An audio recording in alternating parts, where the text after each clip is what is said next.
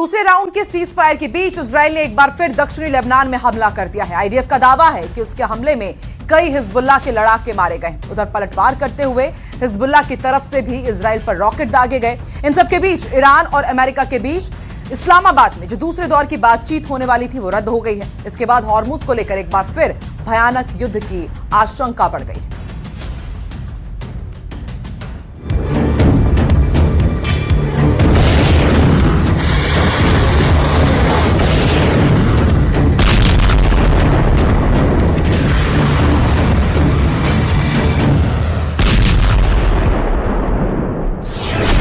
डेढ़ 150 घंटे में फटेगा नेतन्याहू का टाइम बम।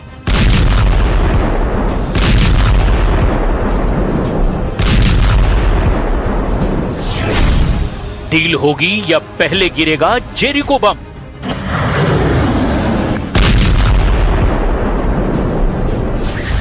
इजराइल के प्रधानमंत्री बेंयामिन नेतन्याहू का टाइम बम कब फटेगा? क्या वो इस्लामाबाद में अमेरिका और ईरान के बीच किसी डील का इंतजार करेंगे या फिर हिजबुल्लाह को जड़ से उखाड़ फेंकने के लिए ईरान पर सीधे हमला बोल देंगे?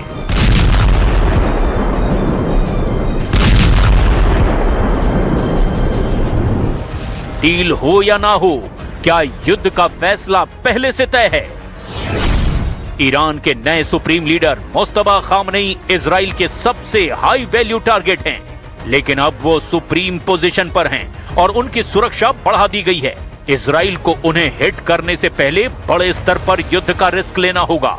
आईआरजीसी क्वाड फोर्स से बचे हुए कमांडर्स और इंटेलिजेंस हेड्स, खास तौर से जो हिजबुल्लाह और ईरान की प्रॉक्सी नेटवर्क को चलाते हैं, खामनेई परिवार के बचे हुए लोग, अगर वो सिक्योरिटी या पॉलिसी में एक्टिव हो जाएं, न्यूक्लियर प्रोग्राम के वैज्ञानिक और साइड गार्ड्स। लेकिन ईरान पर फुल फ्लेज वार करने से पहले इजराइल को लेबनान में हिजबुल्लाह से भी निपटना होगा। लेबनान में सीज फायर से पहले और उसके बाद भी आईडीएफ का एयर और ग्राउंड ऑपरेशन नहीं रुकेगा।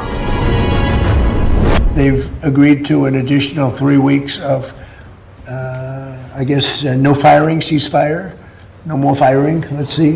We hope that happens. It's not going to happen between them, but they do have Hezbollah to think about. Trump ने दावा किया कि लेबनान और इजराइल में सीज फायर 3 हफ्ते के लिए बढ़ा दिया गया। इस बीच इजराइल ने दक्षिण लेबनान में हिजबुल्लाह के 3 लॉन्चिंग पैड पर हमले किए। आईडीएफ ने दक्षिणी लेबनान के दिर अल जहरानी, काफर रहमान और अल सामिया में फॉरवर्ड डिफेंस लाइन पर हिजबुल्लाह के ठिकानों पर हमला किया। आईडीएफ ने दावा किया कि ये लॉन्च पैड इजराइल के लिए बड़ा खतरा थे। इन जगहों से इजराइल के खिलाफ हमले की साजिश रची जा रही थी। मतलब इजराइल का लेबनान में ग्राउंड और एयर ऑपरेशन हिजबुल्लाह के खात्मे तक जारी रहेगा।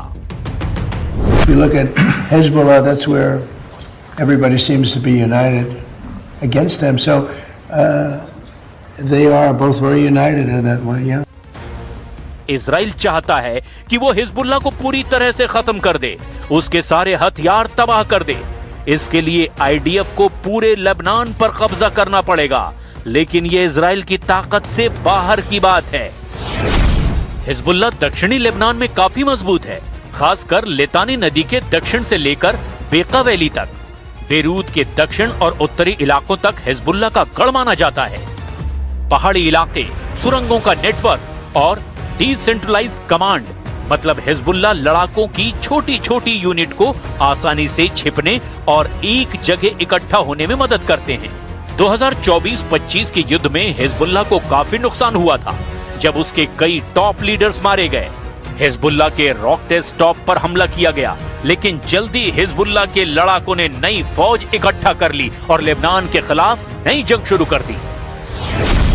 कई रिपोर्ट में दावा किया गया कि हिजबुल्लाह के पास अभी 20 से 25 हजार से ज्यादा मिसाइल और रॉकेट का स्टॉक है। 1000 से ज्यादा ड्रोन हैं, जबकि 50,000 एक्टिव लड़ाके मौजूद हैं।